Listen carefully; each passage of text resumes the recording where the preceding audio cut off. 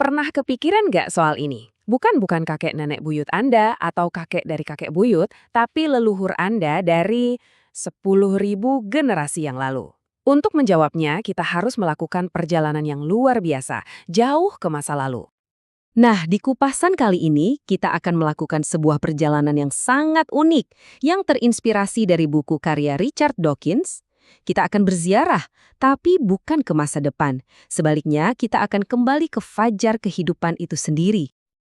Anggap aja ini semacam perjalanan pulang kampung massal, sebuah reuni keluarga termegah yang pernah ada, di mana kita akan kembali ke masa lalu untuk bertemu langsung dengan para leluhur kita. Oke, ini dia konsep utamanya. Kita akan membalik total cara kita memandang evolusi. Jadi, bukannya mulai dari awal dan bergerak maju, kita justru akan mulai dari sekarang dan berjalan mundur. Percaya deh, cara pandang ini bakal mengubah segalanya. Nah, setiap ziarah kan pasti ada aturannya ya. Perjalanan kita kali ini juga sama. Yuk, kita lihat gimana cara kerjanya. Untuk perjalanan ini, ada satu istilah penting yang harus kita pegang, konsestor. Jadi gini, di setiap perhentian, kita sebut aja rendezvous atau titik temu, kita akan bertemu dengan konsestor. Dia ini adalah leluhur bersama terakhir yang kita miliki bareng kelompok makhluk hidup lain sebelum akhirnya garis keturunan kita berpisah jalan.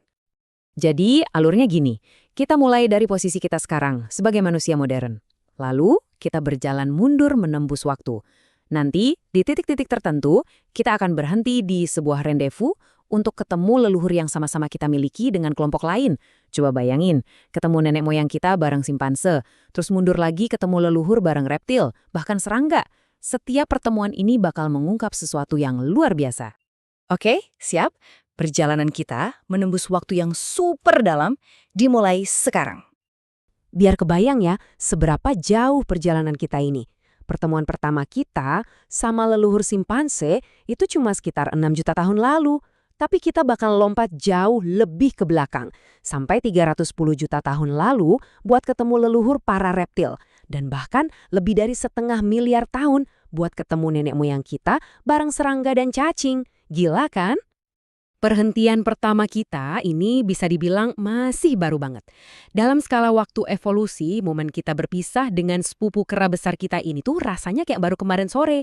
Kita itu deket banget, dan perjalanan mundur ini bener-bener nunjukin itu dengan jelas.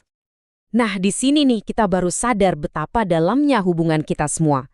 Coba deh bayangin, kita punya nenek moyang yang sama dengan kupu-kupu yang lagi terbang di luar, atau sama cacing yang ada di tanah. Perjalanan ini nunjukin kalau kita semua itu pada dasarnya satu, nggak peduli seberapa beda wujud kita sekarang. Dan ini dia pelajaran paling penting dari semua perjalanan kita, yaitu melihat evolusi apa adanya, bukan seperti yang selama ini kita bayangkan. Jadi poin krusialnya begini, kalau kita lihat ke masa lalu dari posisi kita sekarang, kita tuh suka tergoda ngelihat evolusi itu kayak sebuah garis lurus yang tujuannya ya kita. Kita ngelihat ikan purba itu bukan sebagai ikan yang sukses di zamannya, tapi sebagai calon makhluk darat yang sedang dalam proses menjadi kita. Padahal itu salah besar. Kesalahan berpikir ini sering banget digambarkan sebagai tangga kemajuan, di mana manusia dengan sombongnya berdiri di paling atas. Tapi kenyataannya jauh lebih keren dan lebih rendah hati. Evolusi itu bukan tangga, tapi semak belukar raksasa yang cabangnya kemana-mana. Nggak ada yang namanya puncak. Semua makhluk hidup yang ada sekarang, setiap ujung ranting di semak itu adalah cerita sukses evolusi. Mereka semua adalah sepupu kita, setara. Coba deh kita pakai sudut pandang lain. Buat burung walet, mungkin terbang itu puncak segalanya. Buat gajah, mungkin spesies lain itu kurang berkembang karena nggak punya belalai. Nah, sadar nggak sadar, kita juga gitu kan? Kita ngelihat kecerdasan kita sebagai tujuan akhir dari segalanya.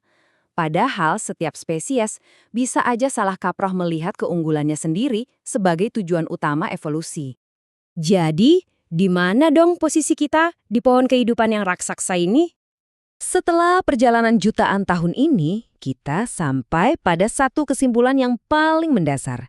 Kita bukan tujuan dari evolusi. Jalur kita ini cuma satu dari jutaan kemungkinan. Cuma satu ranting kecil yang baru aja tumbuh di pohon kehidupan yang super besar dan tua. Dan tahu soal ini tuh nggak bikin kita jadi nggak spesial loh, justru sebaliknya. Ini menghubungkan kita dengan keajaiban kehidupan yang jauh lebih besar. Dan ini pertanyaan terakhir buat kita renungkan. Mengingat betapa acaknya cabang-cabang pohon kehidupan ini, kalau seandainya kita bisa putar ulang kaset kehidupan dari awal, kira-kira apakah ranting yang sama persis, ranting manusia, bakal tumbuh lagi?